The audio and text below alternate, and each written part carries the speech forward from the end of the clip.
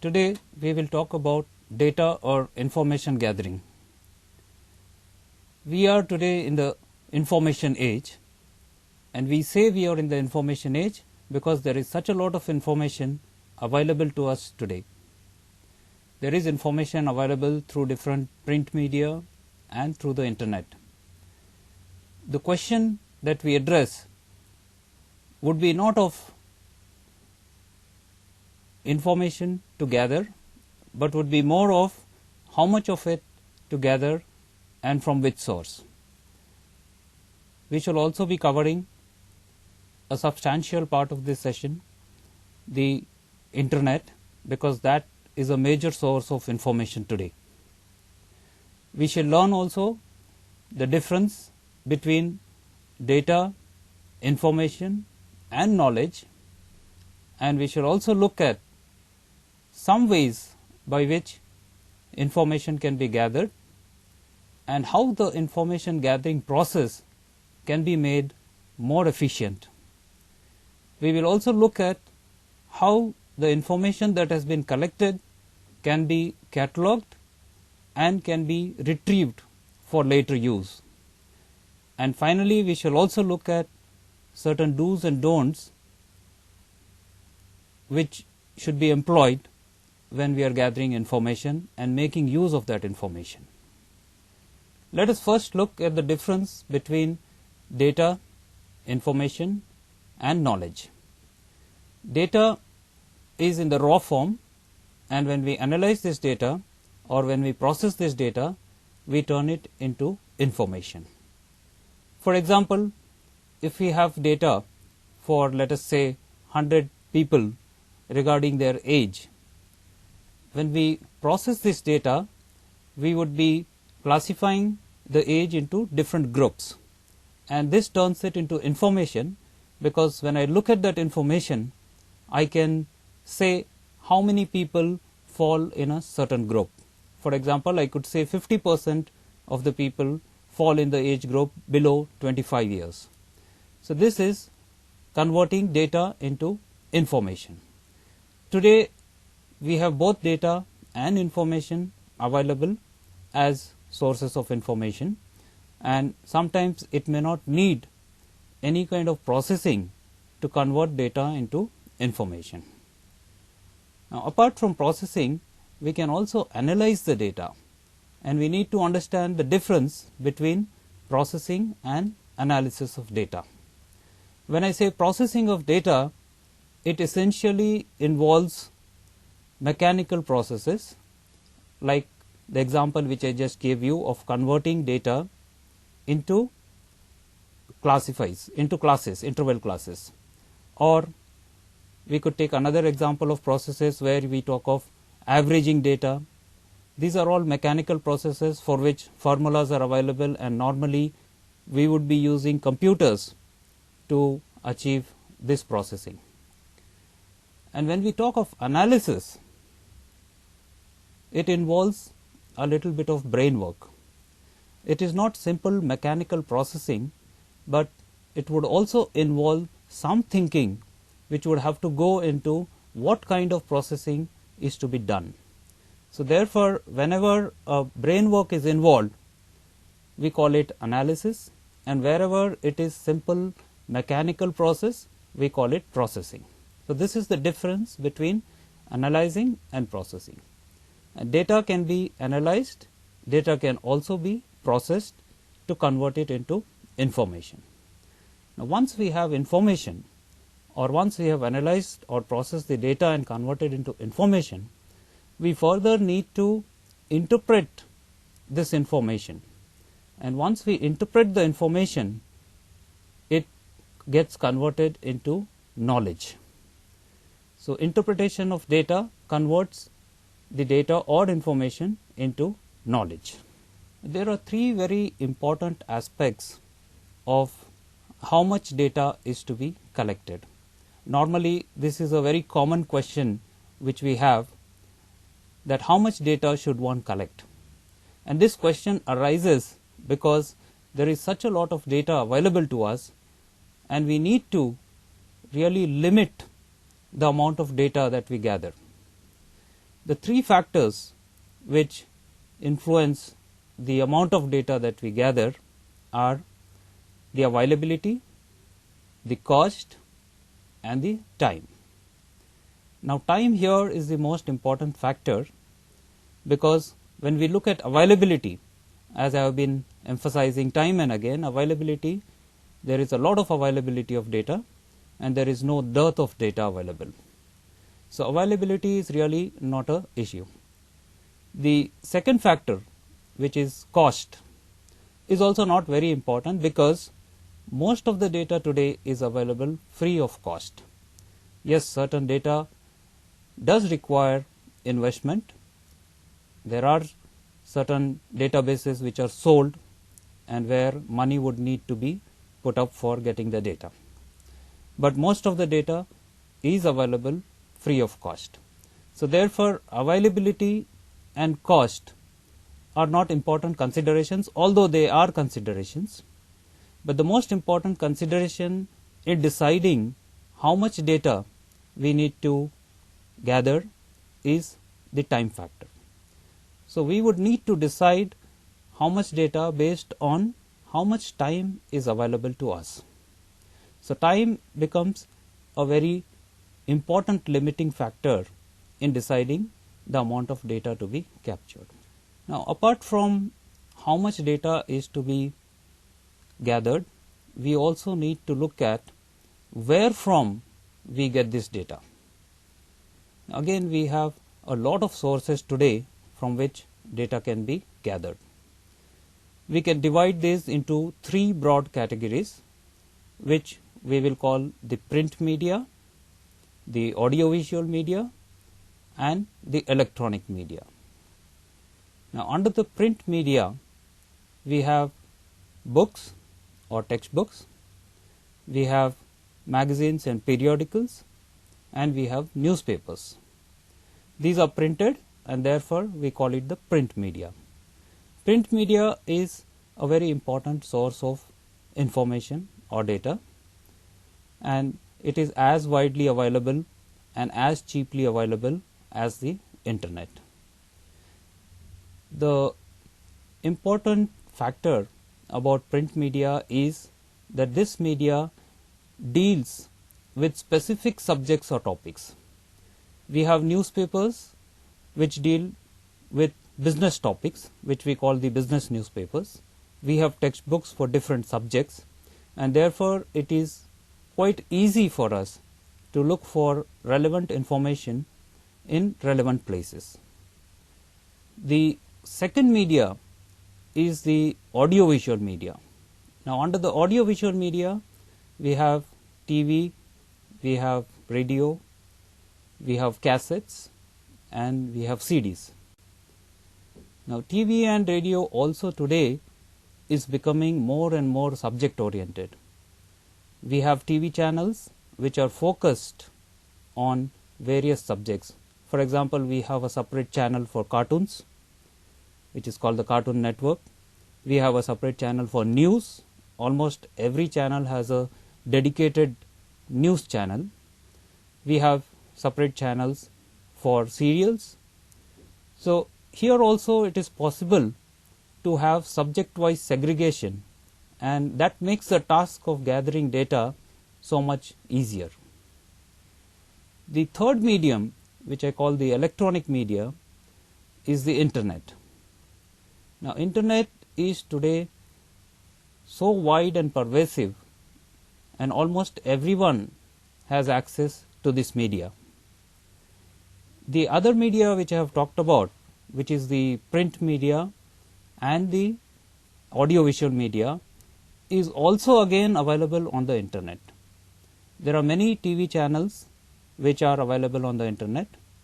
Almost every newspaper worth its name has a site on the newspapers on the internet, and therefore, internet can be considered as a comprehensive source of data, and that is the reason that later in this presentation we will devote a substantial time to talking about the internet and how to gather data on the internet.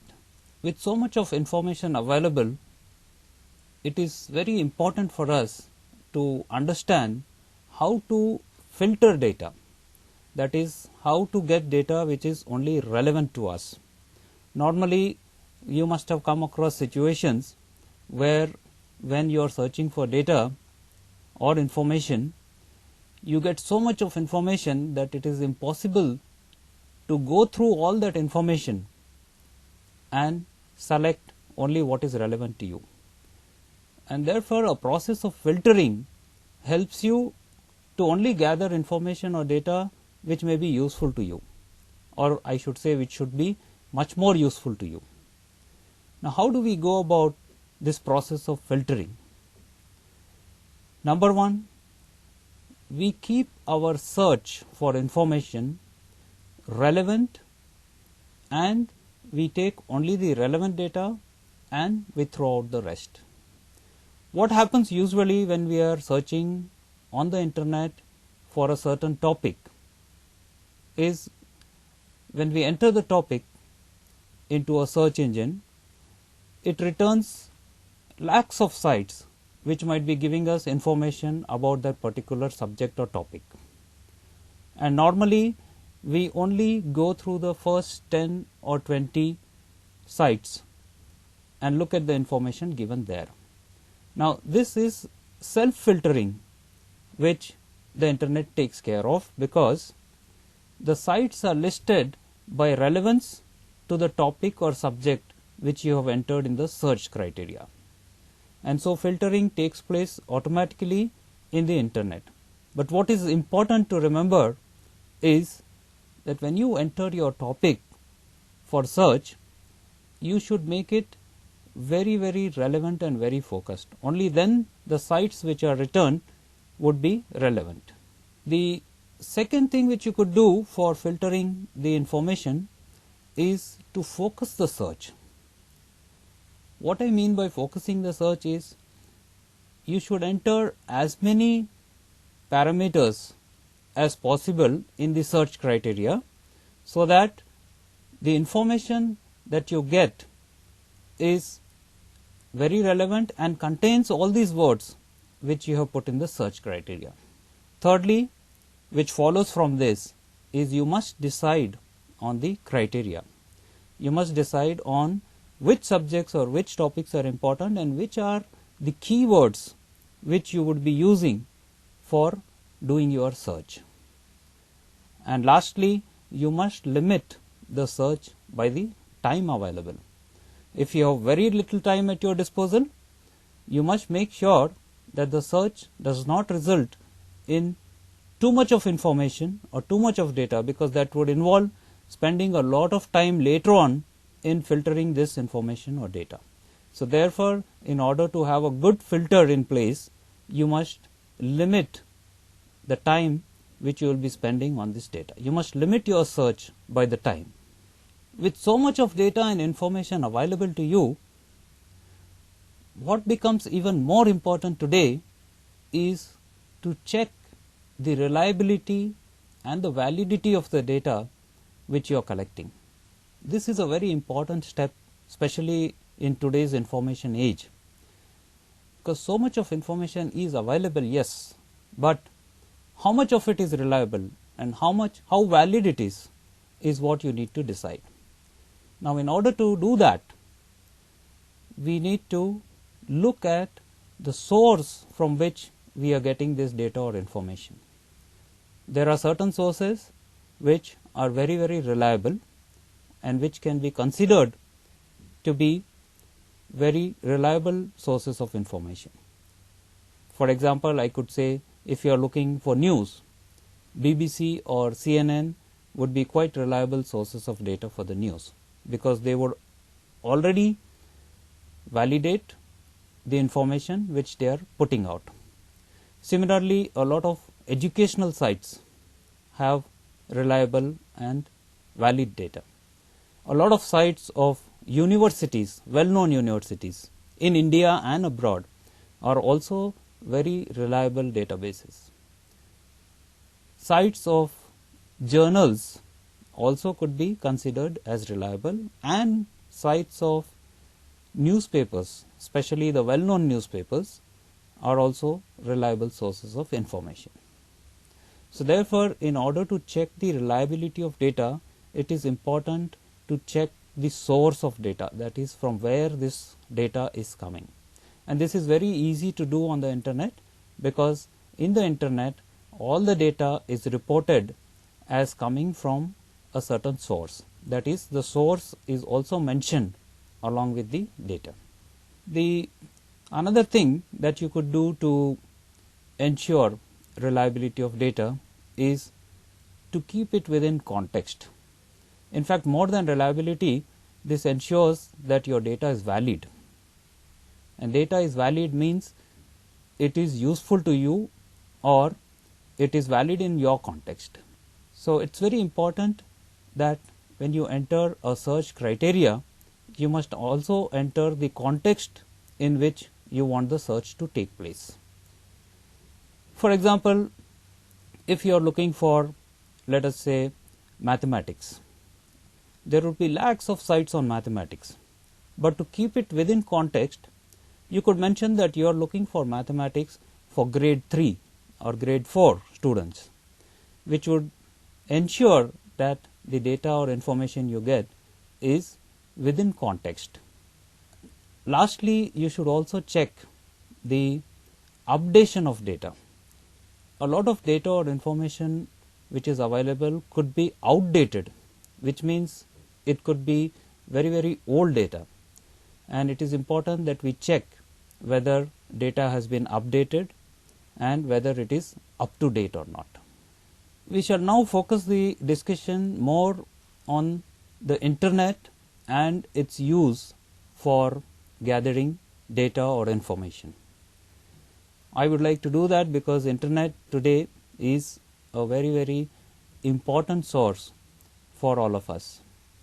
It is all pervading, it has good accessibility, and most of us consider it as the first and last source for all our information needs. It is a very important source, and I would say its utility is up to the user. That means the user can use the internet as he wants, and therefore the utility depends on the user. You may use the internet to get data which is relevant to you, or you may use the internet for any other purpose, some of which may not be very useful. Apart from that, the internet is free, and most important, it is fast. When I say free, all of it may not be free, but most of it is free. So information and data on the internet is available free of cost, and fast, because you get the information that you want at the click of a mouse button. And these are the attributes of internet which make it a very important source for us. Now, how do we go about looking for information or gathering data on the internet? The internet has provided for certain search engines. We call these search engines because these are tools which help us to search for relevant data on the internet. There are many search engines available, and the most commonly used one is Google. Most of us use Google for all our searches, but apart from Google, there are a lot of other not so well known search engines which can be used for gathering information or data. Some of these other search engines are AltaVista, we have Excite, we have Dogpile, and many more. In fact, there are more than about 200 search engines which will help you to do your searching for data or information on the internet. Let's take a look at how exactly we go about searching. You will see a small image of the Google search page in this slide.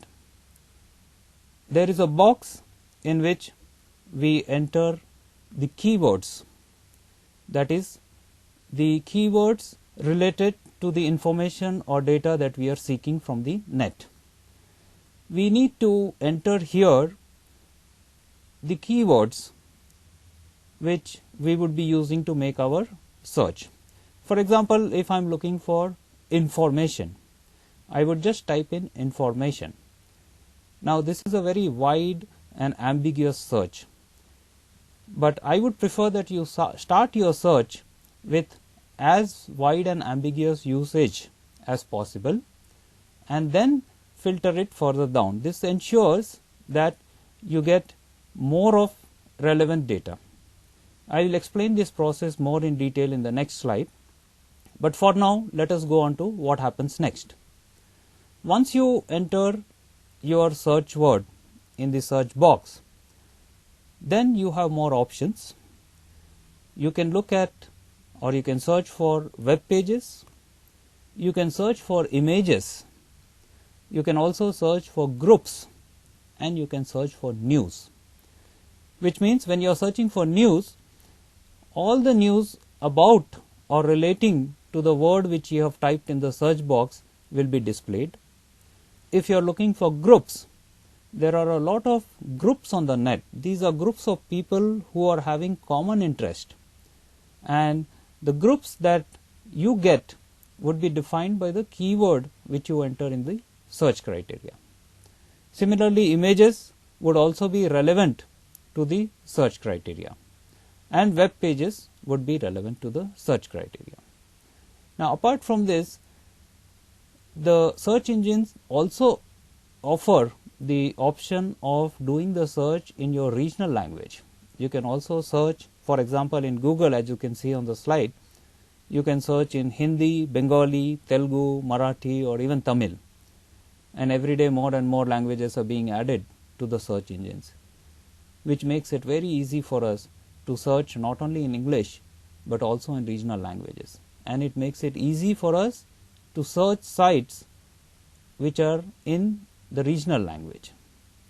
Now, newspapers and magazines also have their sites on the internet, and they also have a search facility which helps us to search within the site. For example, if I am looking at articles which are published in Economic Times, then I could go to the Economic Times site, I could put in my keyword in the search box and search all the issues of Economic Times which will carry my keyword. That is, it will return all the news articles within Economic Times which have something relevant to what I am searching for. Now, this is a very important facility and helps you to limit and focus your search. Then we also have advanced searches, which we will talk about in the next slide. Most of the search engines also provide an advanced facility for searching. Now, this is very important from the point of keeping your search limited and for getting only the relevant material. For example, as you can see on the slide, the Google Advanced Search will help you to find very specific pages. If you look at the slide, you can enter and find the results for all the words which you have entered as your keyword. You can also look for exact phrases, which means you can look for pages which contain the exact phrase. A phrase is a combination of words. So, instead of one word, you can enter 3 or 4 words, and whenever these 3 or 4 words appear together, then it is called a phrase. And so, phrase wise search is also possible. Similarly, you could also include in your search all the sites which have at least one word from your keyword, and you can also specify sites where you don't want certain words.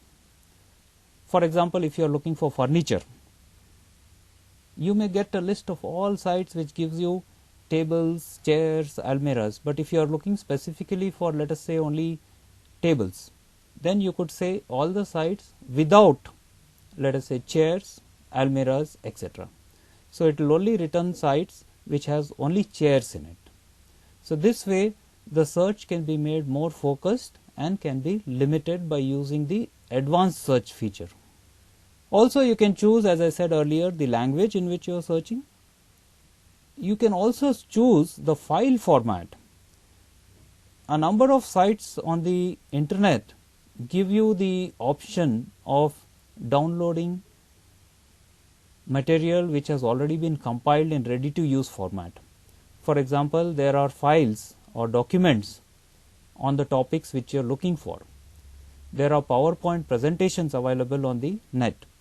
Now, if you want only PowerPoint presentations, or if you want only document files, you can specify that you will be looking for sites which are giving only these presentations or files, and the search will return only sites which give you the presentations. You can also specify search by date, in which case you would specify that you want the sites only beyond a certain date or within a certain date. Similarly, you can also specify domain names. Every site has a domain name. The .com domain name is the most commonly used one, but apart from .com, we also have .net, we have .org, we have .co, .biz. There are lots of different domain name extensions, these are called. So you could also specify that you are only looking for .org or .com kind of internet sites, and only these sites will be returned to you on the search. Similarly, there is also safe search available, which will help you to make a safe search, which means it will filter out certain sites which you do not want to see. Then there is a page specific search. In the page specific search, you can look for links or you can look for material in specific sites. And lastly, there is the topic specific search, which will help you to search sites specific to the topic. Now, apart from this, there is a good process which I follow for searching for information on the net. And like I said earlier, we start with a broad or ambiguous keyword, and then we filter down to focus it on the information that we actually need. Let us take, for example, the earlier example about furniture. Now, if you are searching for furniture on the net, and if you are looking for, let us say, only chairs, what I would suggest is first type in the word furniture in the search box, and when it returns the result, then scroll down to the end of the page, and you will see on the slide there is a search within result link. Now, when you click on the search within result click, what it would do is the next keyword which you supply would be looked for only in the results of the previous search, which means, let us say, in the case of furniture, if about 10,000 sites have been returned, then we would look for chairs only within this 10,000 sites, which is a good way actually of filtering or limiting your search and making sure that you get only relevant sites. Now, just think about what would happen if you exchanged or if you reverse the process. For example, if you type in chairs first and then you type in furniture. So, first you would get a result for all the sites containing chair, and then you would get within chairs, wherever the word furniture appears, only those sites. Now, this is not what we want. We want all the sites concerning chairs. Therefore, it is important also to logically sequence the search and start with a broader and more ambiguous search, and then filter it down to your specific needs. This way you will ensure that the data or information which you gather from your search is most useful to you. Now, having gathered all the data and the information that you need, it is very important for us to learn how to store this data and how to retrieve it when we need it in future. This is important again because today we are in the information age, and there is such a lot of data available that it is very, very essential for us to keep track of data that we download, and also how do we store it and how do we make sure that it is available for easy retrieval later on when we need it. Now, as far as cataloging is concerned, we catalog this data in different files or folders. You can create your own folders, you can create subfolders within the folders, and you can store all this data there. And to make for easy retrievability, we can also name the files with appropriate file names. It is possible for us to change the names of the files. And it is very easy to save data in the format of web pages. For example, if you are looking at a web page on the computer, you can just go to File and save the web page as it is. Instead of trying to copy the material on the web page and then putting it into some other format, it is easier to simply save the web page. It also saves on space because the size of the web page in terms of kilobytes or bytes is very small. Another way of storing your data is on floppies or CDs or other such media. I do not recommend floppies because floppies are not very reliable, but CD is a good storage medium, and today CDs are as cheap as floppies. There are rewritable CDs available today which can be used just like we use floppies. And apart from CDs, today we have thumb drives, which are another equipment you can use for storing the data. You can also use the internet itself to store your data. There are sites available which offer you free space. There are also sites where you can buy the space and use it to store your data. This is very important because it's very difficult for us to collect the relevant data, and once we have put in such a lot of time and effort in collecting this data, we would not like to lose the data, and therefore it makes sense to store the data in more than one places. You could store it on a CD, you could store it on your hard disk in the computer, and you could also store it on the internet. It is worth the effort to store it in multiple locations so that you can retrieve it later and you do not lose the data. So, looking for safe and durable storage and cataloging your files would help not only in storage but also in future retrieval of the data. And finally, some do's and don'ts about data gathering and information gathering. There is a lot of temptation when data is available freely to make use of that data as such, which means to simply take somebody's data and use it as your own. This is what we call plagiarism. Plagiarism is copying somebody else's article or somebody else's text and using it as your own. There is a lot of temptation to do this because all these are easily available and you could avoid a lot of hard work by simply copying somebody else's material. Similarly, there is also the temptation, especially among students, to use the cut and paste feature.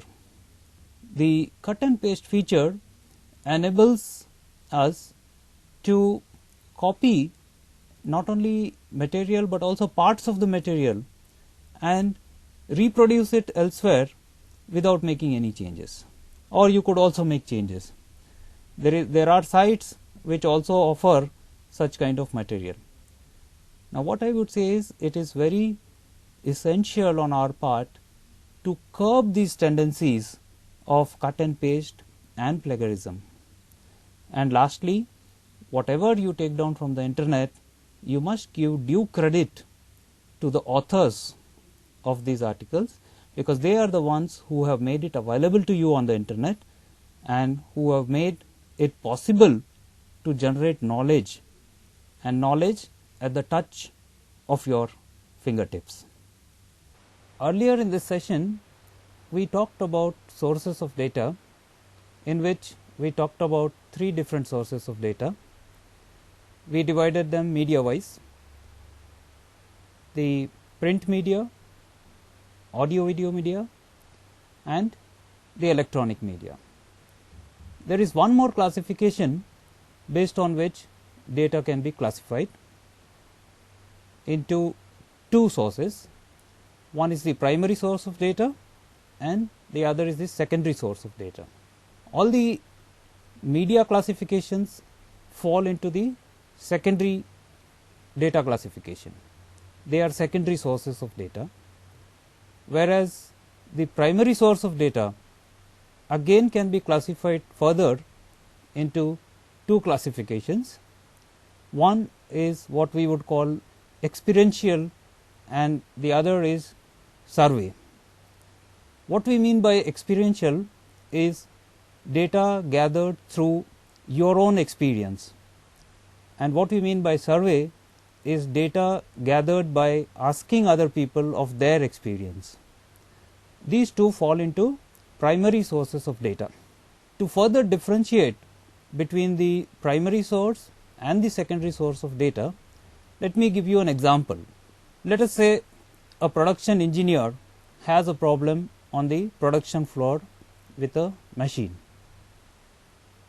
What he could do is he could ask one of his experienced employees about the problem. Now, what he is doing is a survey, which means he is gathering information from a primary source. Whereas, if he refers to the machine manual for troubleshooting, then he is resorting to a secondary source of data.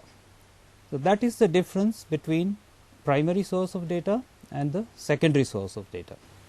Another important aspect that we should keep in mind when we are storing data and for the purpose of retrieval is the nomenclature.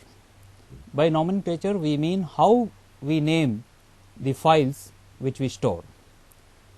Generally, it is found that we resort to a very simple nomenclature process whereby we name our files with the name of the subject, and any subsequent file or a modification of the original file is named as 1, 2, 3, 4, etc. For example, if you are working on a project, you would name your original file as project. The subsequent file would be named as project 1 and later file would be named project 2. This is the kind of nomenclature that is normally adopted, but is not quite right because it does not tell us what is contained in project 1 or what is contained in project 2, etc. So, what is recommended generally is that the name of the file should be based on the contents of the file.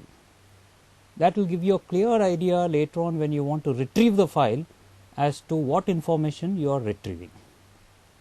Now, one facility which most softwares or most operating systems offer is they store the date of creation of the file and also the date of modification of file. Now, that could be important for you in retrieving the data. So, it may not be necessary to name the files with dates, but it certainly is necessary to name the files with the appropriate name which will give some indication as to what are the contents of the file. Another issue in storage is the structure of the folders or what we call folder management. Now, normally just as in the physical environment, we have files containing papers and each file has papers relating to one topic or one subject. Similarly, in the computers, we can store the files subject wise in a folder, and within the folder we can have further subfolders which will be relating to subtopics within the main topic. Now, a kind of storage, this kind of a storage and the nomenclature system, if followed, helps greatly in storage as well as retrieval of data. We talked about primary and secondary data, and we also talked about within primary data the experiential and survey data, and we also talked within secondary data of the different media. All this data is mostly raw data or information. Of late, there is a trend towards also capturing and storing knowledge, which, as you know, is data or information which is analyzed and turned into knowledge. So, efforts are being made now to capture this knowledge, and the reason why it is important to capture knowledge is that it was found that a lot of knowledge is being wasted or is being lost. For example, if you have a worker in a company who has put in, let us say, 20-25 years of work in the company, now he has a lot of knowledge which is residing in his head. He has worked in the company for a long time and he knows a lot about the machines that he operates. He knows a lot about the systems, and when this worker retires or when he leaves the company, all that knowledge goes out with him. Therefore, companies or corporates are the first ones who are taking the initiative now to capture that knowledge. And the way this is being sought to be done is known as the knowledge repository. As of now, most of this activity is going on in the organized or corporate sector. It has not yet come to the public domain. So, companies are now creating knowledge repositories, which are something like banks, where the knowledge of their employees can be stored for future use. So, anybody who requires this knowledge at a later stage can have access to it. Before we conclude, I would like to briefly talk about the process that is involved, and which is a very simple process in gathering of data or information. There are basically only 3 steps to the process. The first one will involve identifying what data or information is required, as well as how much of it is required, which, if you remember, will depend on the availability, cost and time, majorly the time factor. The second step would be to identify what kind of sources to use for gathering this information, which would be either primary or secondary, through experience or survey, or through any of the 3 media which we discussed. The final step would be to actually access this data and make use of it. As we saw, we are in an age of information. I should say we are in an age of information overload, where there is too much of information available, and if you are looking for information, it is more like looking for a needle in a haystack. And therefore, if we follow the proper procedures, it will make our job of finding that needle much easier, by learning how to filter the data, by learning how to store the data and how to retrieve it, and by also learning the different kinds of or different sources of data available to us. It will be easy for us in our task of gathering information or data which is available in plenty. Thank you.